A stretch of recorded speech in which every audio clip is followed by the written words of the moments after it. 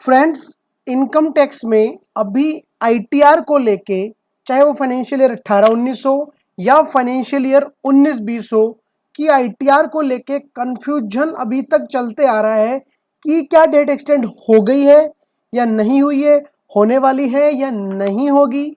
अभी एक बिल भी आया था जो कि लोकसभा में पास भी हो चुका है, the taxation and other laws relaxation and amendment of certain provisions bill 2020। ये आपके सामने आपकी स्क्रीन पे भी है, ये पास भी हो चुका है।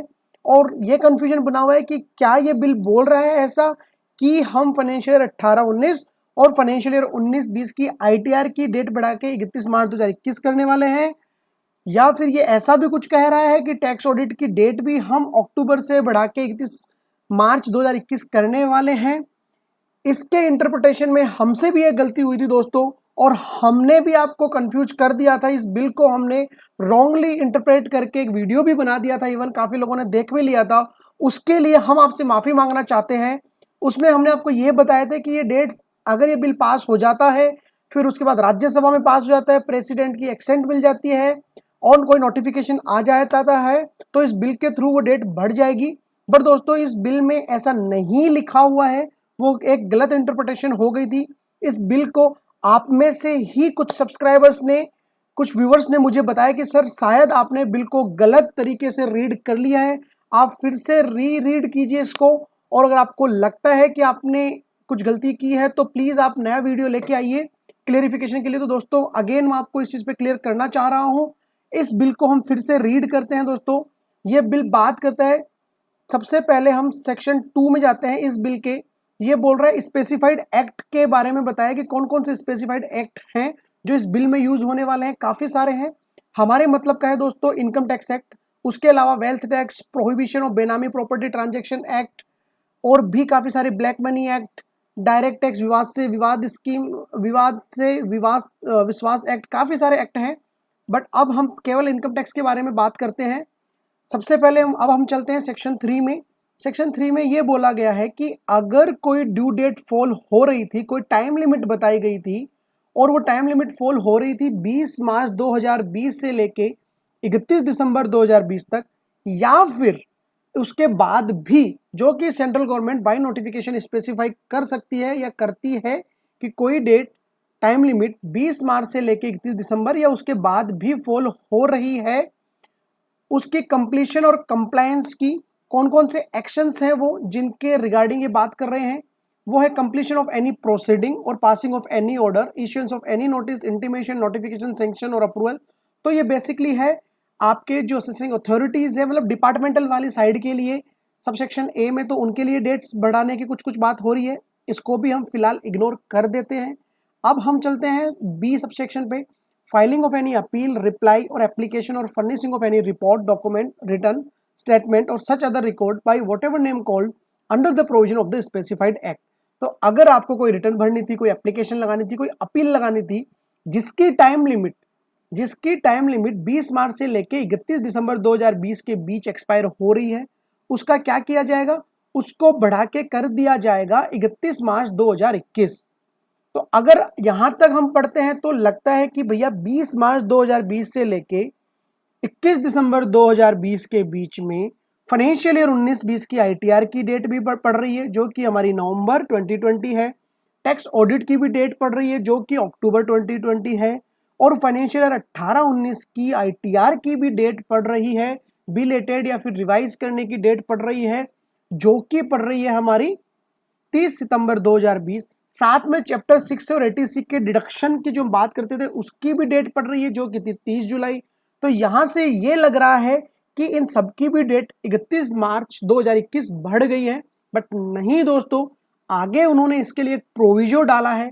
ये प्रोविजो भी हमने जब वो वीडियो बनाया था लास्ट, उसमें गलत इंटरप्रिटेशन निकाली थी। अब हम सही इंटरप्रिटेशन पे चलते हैं। प्रोविजो क्या बोलता है कि अगर आपका specified act income tax act है और आपकी कंप्लायंस रिलेट करती है furnishing of return under section 139 for the assessment year commencing on the, आपको 139 में कोई रिटर्न भरनी थी और असेसमेंट ईयर कब से शुरू हो रहा है, 1 अप्रैल 2019।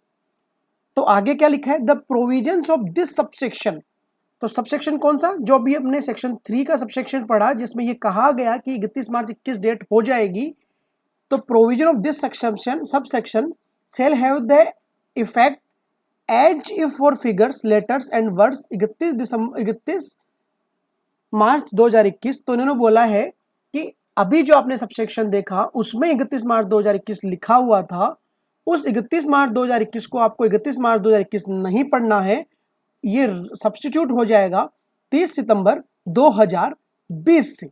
तो क्या इसका क्या मतलब निकला, इसका मतलब ये निकला कि अगर आप असेसमेंट ईयर 19-20 की आईटीआर भरनी थी अंडर सेक्शन 139, उस केस में आपके लिए डेट 31 मार्च 2021 नहीं हुई है, आपके लिए जो डेट है वो 30 सितंबर 2020 ही है दोस्तों। उसके बाद बात करते हैं असेसमेंट ईयर 20-21 की, मतलब कि फाइनेंशियल ईयर 19-20 की। इस केस में भी आपके लिए डेट एक्सटेंड होके 31 मार्च 2021 नहीं हो रही है इस बिल के द्वारा, आपकी जो डेट है 30 नवंबर 2020 ही है दोस्तों। ऑल्दो ये चीज पहले भी क्लेरिफाई नोटिफिकेशन के थ्रू हो चुकी है। इसके साथ साथ नॉन गवर्नमेंट और गवर्नमेंट असिसीज के केस में टीडीएस रिटर्न की जो डेट थी मार्च 20 वाले क्वार्टर के लिए वो 15 जुलाई और 31 जुलाई है दोस्तों। साथ में और इंपॉर्टेंट चीज अगर हम इसमें देखें, चैप्टर 6A के डिडक्शन को भी इन्होंने प्रोविजो में डाल दिया है और इसके लिए बोला इन्होंने कि 31 दिसंबर 2020 आपको नहीं पढ़ना है, आपको पढ़ना है केवल और केवल 30 दिसंबर 30 डे ऑफ जुलाई 2020। इसका क्या मतलब हो रहा है दोस्तों, 31 दिसंबर क्यों हटाया है यहाँ पे 31 मार्च 2021 यूज क्यों नहीं किया, इसलिए नहीं किया, ऊपर जो आपने देखा कि अगर कोई डेट फॉलो हो रही है 20 मार्च 2020 से लेके 31 दिसंबर 2020, तो यहाँ पे आपको 31 दिसंबर नहीं पढ़ के आपको पढ़ना है 30 जुलाई। तो अगर चैप्टर 6A के लिए आपकी कोई डेट पढ़ रही थी 20 मार्च 2020 से लेके 30 जुलाई 2020 के बीच में, तो ये कौन से पीरियड की पढ़ रही थी दोस्तों, ये पढ़ रही थी आपके लिए, अगर फाइनेंशियल ईयर 19-20 के लिए आपको इन्वेस्टमेंट करने हैं चैप्टर 6A में, तो वो आप 30 जुलाई तक कर सकते थे। तो उस डेट को इन्होंने 31 December for the words letter 31st day of December 2020, the letter 31st has been substituted for the time limit for completion. तो अगर 20 मार्च से लेके 30 जुलाई 2020 तक कोई डेट पढ़ रही थी, आपको 31 दिसंबर नहीं पढ़ना है चैप्टर 6A के लिए, आपको पढ़ना है केवल और केवल 30 जुलाई। तो अगर 20 मार्च से लेके 30 जुलाई तक आपके कोई इन्वेस्टमेंट की डेट थी, तो आगे क्या होने वाला है, आगे इन्होंने साफ साफ लिख दिया है, for the figures letters and the word 31st day of March 2021, the figures letter and the words 31st day of July 2020 has been substituted. तो बेसिकली 19-20 के लिए अगर आपको इन्वेस्टमेंट करना है तो आप 31 जुलाई 2020 तक इन्वेस्टमेंट अगर आपने किया है, आप चाहते हो कि उन इन्वेस्टमेंट को 19-20 फाइनेंशियल ईयर के लिए काउंट किया जाए, तो बिल्कुल किया जाएगा। बट आप ध्यान रखिएगा 31 जुलाई 2020 के बाद, 31 जुलाई 2020 के बाद अगर आपने कोई इन्वेस्टमेंट किया है चैप्टर 6A में, उसके लिए आपको फाइनेंशियल ईयर 20-21 में ही डिडक्शन मिलेगा, फाइनेंशियल ईयर 19-20 में डिडक्शन नहीं मिलेगा। अब बात करते हैं furnishing of report of audit for assessment year commencing on 1 day April 2020। तो अगर असेसमेंट ईयर 20-21 मतलब फाइनेंशियल ईयर 19-20 की आईटीआर ऑडिट रिपोर्ट आप फाइल करने जा रहे हो, इसके लिए उन्होंने जो ऊपर वर्ड हमने यूज किया था 31st डे ऑफ मार्च 2021, 31 मार्च 2021 तक डेट एक्सटेंड हो जाएगी, आपको उसको 31 मार्च 2021 नहीं पढ़ना है, आपको उसको 31 अक्टूबर 2020 ही पढ़ना है। मतलब टैक्स ऑडिट की जो डेट ऑलरेडी बढ़ी हुई थी 31 अक्टूबर 2020, उसको एक्सटेंशन नहीं मिल रहा है इस पर्टिकुलर बिल के द्वारा।